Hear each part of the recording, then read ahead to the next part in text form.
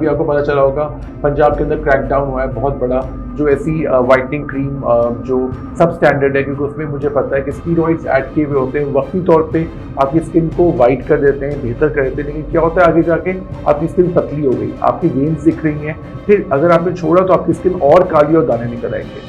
तो ये एक बहुत बड़ी गलती है जो स्पेशली लड़कियां और अब तो लड़के भी करने लगे। अब क्या होता है आगे जाके उनको लेने के देने पड़ जाते हैं, वो आप लोग मिक्स कर देते हैं, उसके अंदर स्टीरॉइड क्रीम्स होती है जो फेस के लिए नहीं है, वो भी बॉडी के लिए और वो भी चंबल के लिए। तो आप सोच सकते हो कितनी स्ट्रांग होंगी जो आप फेस पे लगाएंगे। तो फेस की स्किन अलग है, बॉडी की स्किन अलग है। अस्सलाम वालेकुम। चैनल 99 पर प्रोग्राम है हेल्थ इज लाइफ और मैं हूं यासिर अब्बास। जी तो दोस्तों, कैसे हैं आप सब? उम्मीद करता हूं कि जहां कहीं भी होंगे बखैर आफियत होंगे और साथ ही साथ अपनी जिंदगी भरपूर अंदाज से गुजार रहे होंगे। नाजरीन, आज हमने जिन मौज़ूआत का इंतखाब किया है वो है स्किन रिलेटेड इश्यूज और उसके साथ साथ हम नेल्स के मुतालिक या हेयर्स के मुतालिक जो मसाइल आते हैं, जल्दी मसाइल, उनके मुतालिक बात करेंगे। और इन तमाम मौज़ूआत पर गुफ्तगू के लिए आज हमने मदऊ किया है हमारे बहुत ही खास मेहमान doctor Kashif Ahmed Malik, consultant dermatologist and cosmetologist, Murshid hospital Karachi.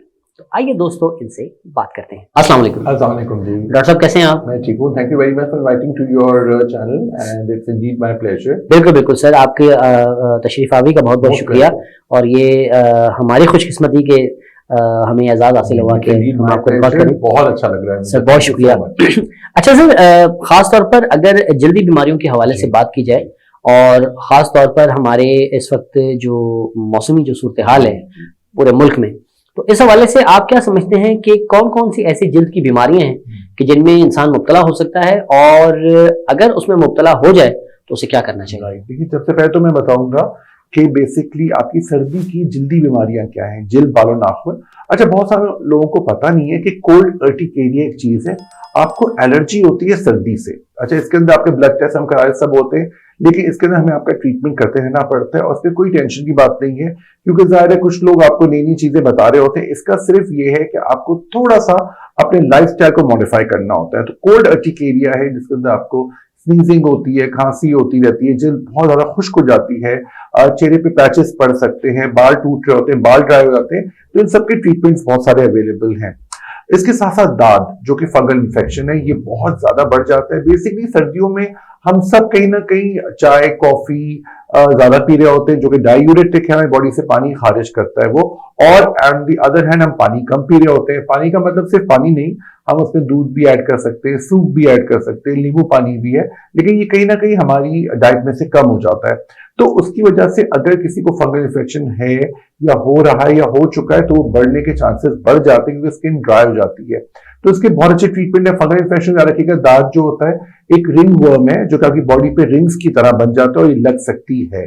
इसके साथ साथ दूसरा जो इंपॉर्टेंट मैंने बीमारियां देखी अपनी ओपीडी में, चंबल है जो कि एक्जिमा है। अच्छा, याद रखिएगा दाद और चंबल दो अलग अलग बीमारियां हैं, इनके दो अलग अलग ट्रीटमेंट्स हैं।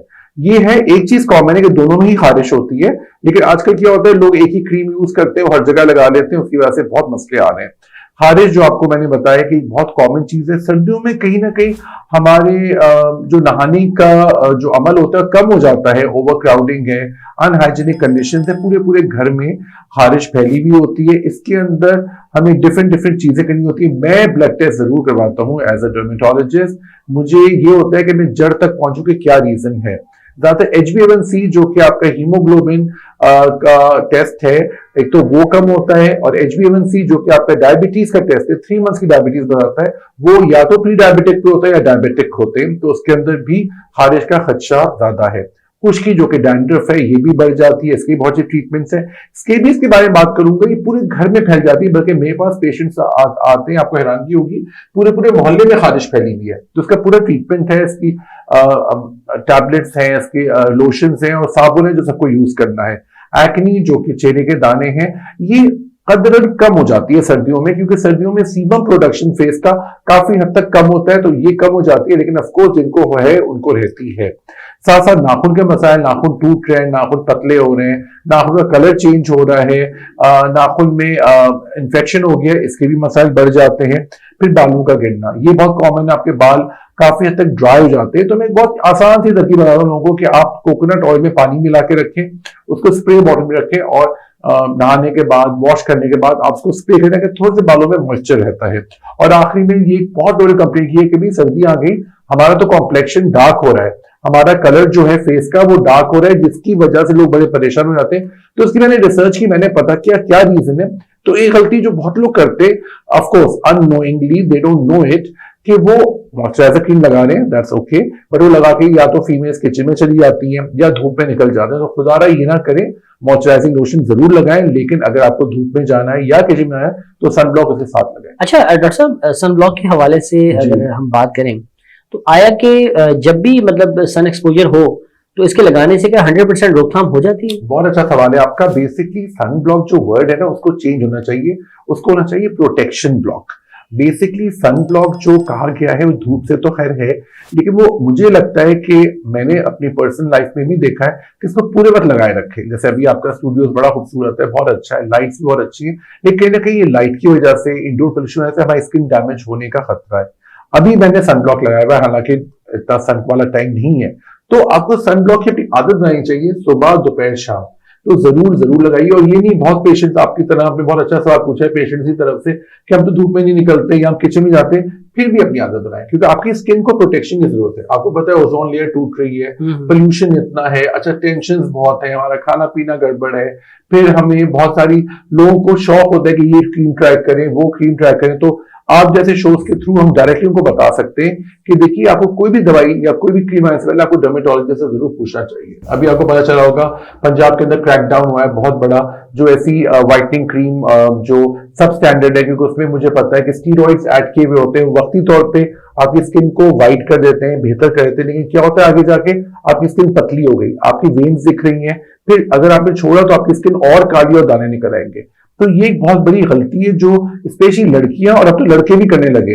अब क्या होता है आगे जाके उनको लेने के देने पड़ जाते, वो आप लोग मिक्स कर देते हैं, उसके अंदर स्टीरॉइड क्रीम्स होती है जो फेस के लिए नहीं है, वो भी बॉडी के लिए और वो भी चंबल के लिए। तो आप सोच सकते हो कितनी स्ट्रांग होगी जो आप फेस पे लगाए। तो फेस की स्किन अलग है, बॉडी की स्किन अलग है। हाथों की जल्द के मुतालिक अगर बात की जाए तो चूंकि कराची का मौसम इस तरह का है कि हाथों की जल्द जो है वो फटना शुरू हो जाती है या ऊपर क्रैक्स शुरू हो जाते हैं, तो इसकी बुनियादी वजह क्या है और इसके हल के लिए क्या यूज किया जाए? ठीक है, अच्छा देखिए मैं आता हूँ इस पे फंगल इन्फेक्शन पे आता हूँ, क्योंकि हाथों में फंगल इन्फेक्शन बड़ा कॉमन है।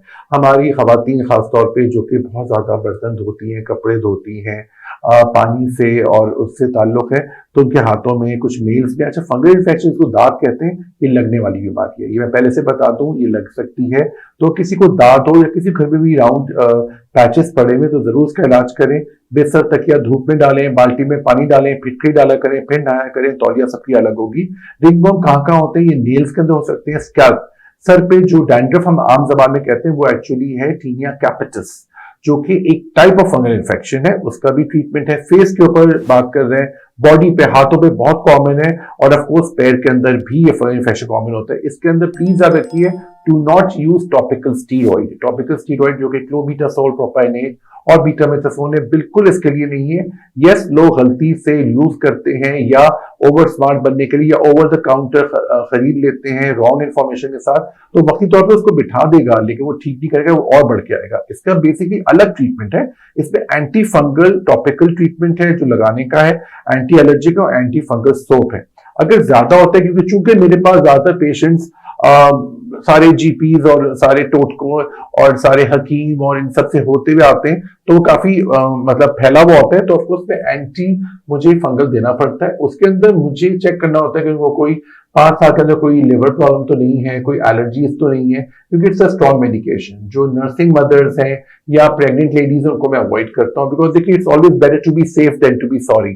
खासतौर पर तशखीस के हवाले से अगर बात की जाए तो जैसा कि आपने भी फरमाया कि ब्लड टेस्ट जो हैं वो काफी तरह के किए जाते हैं, तो आप जरा बताइए कि स्किन डिजीजेस के हवाले से कौन कौन से ब्लड टेस्ट ऐसे हैं जो किए जाते हैं? बिल्कुल, देखिए सबसे पहले तो स्किन डिजीज में हम फेस की बात करते हैं, क्योंकि आखिर में हमेशा कहता हूँ कि आखिर लोग हमारा चेहरा ही तो देखते हैं, फिर क्यों ना इसकी बेहतरीन हिफाजत की जाए, और ये की जा सकती है, लेकिन हमें इसको एज अ डॉक्टर इवेल्युएट करने के क्या रीजंस हैं।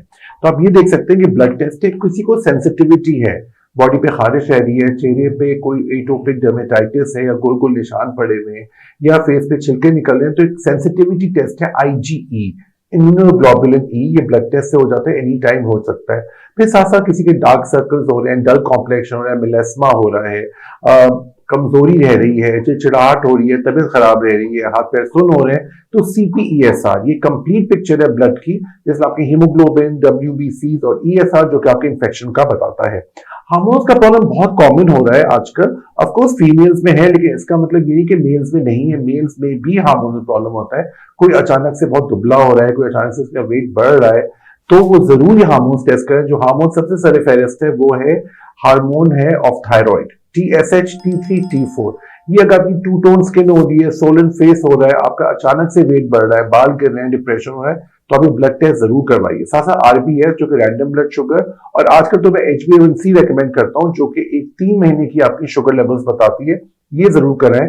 और अब तो आपको पता है डायबिटीज और हाइपरटेंशन अब कोई मिडिल एज या ओल्ड एज बीमारी नहीं रही है, ये यंग लड़के लड़कियों को भी हो रही है ड्यू टू मेनी रीजंस, कि वेट ज्यादा हो रहा है, आप फास्ट फूड ज्यादा खा रहे हैं, आपने स्ट्रेसेस लिए हुए हैं, रात भर जाग रहे हैं, दिन भर सो रहे हैं, आपने पूरा शेड्यूल खराब किया हुआ है। मैं देखा है बच्चे आजकल के बहुत सुस्त हो गए हैं, चिड़चिड़े हो गए हैं, क्योंकि वो फिजिकल एक्टिविटी कम हो गई है, जो एक शेड्यूल होना चाहिए वो नहीं है। तो उसके लिए आपको जरूर करना चाहिए। इसमें आपकी स्किन में ड्राइनेस आ रहा है, कहीं कहीं आपकी स्किन पे बहुत ज्यादा ऐसी स्किन हो गई है कि बिल्कुल उसमें कोई ग्लो नहीं है। और LFT बड़ा जरूरी है, क्योंकि LFT हम लोग कहीं ना कहीं, इंक्लूडिंग मी, कहीं ना कहीं हम बाहर के खाने खा लेते हैं, और बाहर खाना खाने का सबसे बड़ा इफेक्ट ये होता है कि आपके लिवर पे, आपके जिगर पे इफेक्ट करता है। तो LFT को जरूर कराइए। अक्सर एक फैटी लिवर निकलता है, जिसका बड़ा अच्छा एक ट्रीटमेंट है कि उसमें आपको वेट लॉस पे वर्क करना है। मुरगन चीजें नहीं खानी है, लाइट चीजें खानी है। बाहर भी जाए तो कुछ करें, ग्रीन टी पी लीजिए, आप बारबेक्यू ले लीजिए, आप फ्राइड स्टफ की जगह आप ग्रिल ले लीजिए चीजें, तो आप थोड़ा सा मैनिपुलेट कर सकते हैं। आप बर्गर की जगह आप सैंडविच पे आ जाइए। तो देखिए, आपको हर चीज की एक निमोल बदल मिल सकती है, बट आपको चूज करना होता है सही चीजें खाने से। अच्छा डॉक्टर साहब, स्किन को अच्छा रखने के लिए पानी कितना जरूरी है? वो बहुत जरूरी है स्किन के लिए। तो पानी, बिकॉज हम हमारी बॉडी में पानी ज्यादा है, तो अच्छा पानी, चूंकि मैं अक्सर प्रोग्राम से कहता हूँ कि पानी थोड़ा सा बोरिंग हो जाता है लोगों के लिए, तो पानी को आप नींबू पानी उसमें ऐड कर लें, लस्सी कर लें, सूप कर लें, हाइड्रेटेड रहना चाहिए। पानी का सबसे अच्छा तरीका ये कि सुबह सुबह निहार मुंह आपके 2 गिलास पानी पी लिया। तो अक्सर लोग नाश्ता नहीं करते हैं, वो समझते हैं कि हमें भूख नहीं लग रही, क्योंकि एंजाइम्स ऊपर आए हुए होते हैं, तो आपको भूख अच्छेगी। तो पानी को एक जबरदस्ती आप पी लिया करें। मुझे पता है सर्दियों में लोगों का अक्सर ही कहना होता है भाई पानी पीते हैं, वॉशरूम जाना होता है, तो I know that's a problem. लेकिन आप जितना ज्यादा पानी पिएंगे उतनी आपकी टॉक्सिन्स बॉडी के रिलीज होंगे, आपको अच्छा लगेगा और लाइट लगेगा, और पानी से आपकी स्किन भी हाइड्रेटेड है। अच्छा डॉक्टर साहब, जिस हॉस्पिटल से आप मुंसलिक हैं, विच इज मुर्शिद हॉस्पिटल कराची, तो मैं ये चाहूंगा कि आप बताइए कि मुर्शिद हॉस्पिटल के हवाले से कौन कौन सी ऐसी खुसूसियात हैं और आपके डिपार्टमेंट के हवाले से कि जिनसे लोग फायदा उठा रहे हैं। देखिए सर, तो मैं बहुत अपने आपको खुश नसीब और बहुत ही लकी समझता हूँ कि मैं मुर्शिद हॉस्पिटल हेल्थ केयर का हिस्सा हूँ, क्योंकि वाहिद हॉस्पिटल है पाकिस्तान का जो कि बलूचिस्तान और सिंध के बॉर्डर पर है। 330 बेडेड हॉस्पिटल है, उसमें हर तरह की फैसिलिटी अवेलेबल है अंडर वन रूफ। सबसे बड़ी बात यह कि ये बल्दिया में हब रिवर रोड पे है और बहुत आसान इसकी रीच है। और अब इसके अंदर और अच्छी बात ये हो गई है कि इस पे जो 4 चांद लग गए कि इस पे सेहत सहूलत कार्ड भी चलता है। तो हमारे जो भाई बहन, हमारे दोस्त अहबाब जो कि अफोर्ड नहीं कर सकते, क्योंकि बहुत आपको पता है मेडिकल इशू एक बहुत बड़ा प्रॉब्लम है, हर किसी घर में कोई मेडिकल प्रॉब्लम है, और खुदा ना खास्ता कुछ घरों में इतना ज्यादा मेडिकल इश्यूज है जिसमें आप लेने कोई ऐसे ऑपरेशंस करवाने हैं जो कि वो अफोर्ड नहीं कर सकते, तो वो जरूर रिजू करें मुर्शिद हॉस्पिटल का। अगर सेहत सहूलत कार्ड जो कि आपको बहुत ज्यादा बरात देता है या फ्री में ट्रीटमेंट देता है, अगर वो आप उसके अहल है तो बहुत ही अच्छा है। वरना हमारे पास बहुत सारे NGOs भी हमारे साथ काम कर रहे हैं, हमारे पास अपना PWA है, अपना कंसेशन के हम देते हैं जो पेशेंट को काफी रिलीफ देते हैं। तो बेसिकली मकसद ये होता है, मुझे क्यों खुशी होती है पर्सनली कि मुझे खुद ये बहुत अच्छा लगता है, क्योंकि मैं डिपार्टमेंट ऑफ डर्मेटोलॉजी में हूँ, स्किन के सारे प्रॉब्लम देखता हूँ, सारे पेशेंट्स जिनको होता है जो कि एडमिटेड भी होते हैं, वो इमरजेंसी में आते हैं। तो खुशी मुझे इस बात की होती है पर्सनली कि आपको एक जगह में हर चीज मिल जाएगी।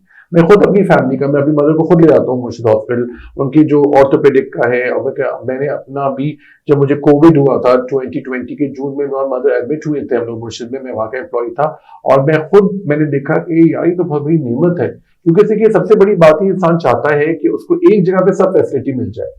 वहां पे CT स्कैन 24 आवर्स अवेलेबल है, वहां पे सारे ब्लड टेस्ट हो जाते हैं, वहां पे सारा आपका फिजियोथेरेपी डिपार्टमेंट है हमारे पास। तो हर चीज का एक वो है जो बेसिक से ज्यादा चीजें वहां पे अवेलेबल है। तो मुझे इस बात का सबसे खुशी होती है कि पेशेंट जो आता है वो अल्हम्दुलिल्लाह ज्यादातर ठीक होकर ही जाते हैं, और हमने हर डिपार्टमेंट की एक अलग स्पेशलिटी रखी है। कराची के बेस्ट डॉक्टर्स वहां पे काम करते हैं, क्योंकि सबसे अच्छी बात है कि अब वो रोड्स अच्छी हो गई है तो मुर्शिदाबाद इतना दूर नहीं लगता है। फिर एक और फैसिलिटी भी यहाँ पर है कि यहाँ पर बहुत सारे कंसल्टेंट को पिक एंड ड्रॉप भी देते हैं। तो ये सब चीजें जो होती है ना, अब आपको जब एक एनवायरनमेंट ऐसा मिलता है जहाँ पे आपको सराहा जाता है या एक्नॉलेज किया जाता है, तो हम दिल से ज्यादा काम करते हैं। और ये बात होती है कि पेशेंट के पास बहुत सारे आजकल बलूचिस्तान से बहुत आ रहे हैं, क्योंकि बलूचिस्तान का सेहत सहूलत कार्ड खुल गया है। तो बलूचिस्तान में बहुत ज्यादा अफसोस भी हुआ ये सुनकर और देखकर कि बहुत अनअवेयर है। वहाँ के हॉस्पिटल्स काफी क्या कहूँ, ज्यादा वेल इक्विप्ड नहीं है या अंडर डेवलप्ड है। तो वो तो रेकमेंड करते हैं, और जब हम उनसे मिलते हैं, बात करते हैं, तो वो बहुत अच्छा हमें फीडबैक देते हैं। अच्छा सर, चूंकि इस वक्त हम अपने प्रोग्राम के आखिरी हिस्से में दाखिल हो चुके हैं, तो कोई खास पैगाम जो आप हमारे नाज़रीन को देना चाहें? तो मेरा सबसे पहले ये है कि स्किन हेयर नेल्स के हवाले से किसी को जरा सा भी कोई खारिश का मसला हो, कुछ हो, तो फौरन डॉक्टर को दिखा दिया करें। जितना जल्दी आप दिखाएंगे हमें, उतना ही जल्दी और सस्ता आपका ट्रीटमेंट हो जाएगा कम वक्त में। क्योंकि अक्सर लोग कहते हैं कि भाई खारिश तो हो रही है, नॉर्मली हो रही है। ऐसी बात नहीं है, खारिश नहीं होनी चाहिए। ये बहुत छोटी सी चीज है जो कि लोग बड़ा निग्लेक्ट कर देते हैं। कोई दाना निकल आया आपका, कोई आपको लाइपोमा हो रहा है, कोई फुंसी हो गई है, कोई आपके सर में खारिश हो रही है, या बॉडी में आपको कोई खुश्की हो रही है, तो इसको खुदारा हमें दिखाए। मैं अवेलेबल होता हूँ मुर्शिद हॉस्पिटल में सुबह 8 से 4, मंडे टू फ्राइडे, और full time as a medical consultant हूँ यहाँ पे डर्मेटोलॉजी का। और आपसे कोई रिलेटेड प्रॉब्लम होता है तो उसमें भी हम रेफर करके आपको और जगह पे दिखा देते हैं। तो ये बस छोटा सा मैसेज है कि अपनी स्किन एंड नेल्स को निग्लेक्ट ना करें। बहुत बहुत शुक्रिया डॉक्टर साहब, एक बार फिर इंतहाई मशकूर, इंतहाई ममनून कि आपने वक्त दिया। बहुत बहुत thank you so very much for coming sir, और इट्स अ प्लेजर कि मैंने my pleasure indeed as well, thank you so much. बहुत शुक्रिया, बहुत शुक्रिया। जी हाँ नाज़रीन, ये थे डॉक्टर काशिफ अहमद मलिक, और आपको हमारा प्रोग्राम कैसा लगा अपनी राय का इज़हार जरूर कीजिएगा। और साथ ही साथ एक अपील कि अगर अभी तक आपने हमारा चैनल सब्सक्राइब नहीं किया तो उसे जरूर सब्सक्राइब कीजिए, और साथ ही साथ बेल आइकन को लाजमी दबाइए ताकि हमारा हर नया नोटिफिकेशन आप तक बर वक्त पहुंच सके। अपने मेजबान यासिर अब्बास को दीजिए इजाजत। अल्लाह हाफिज।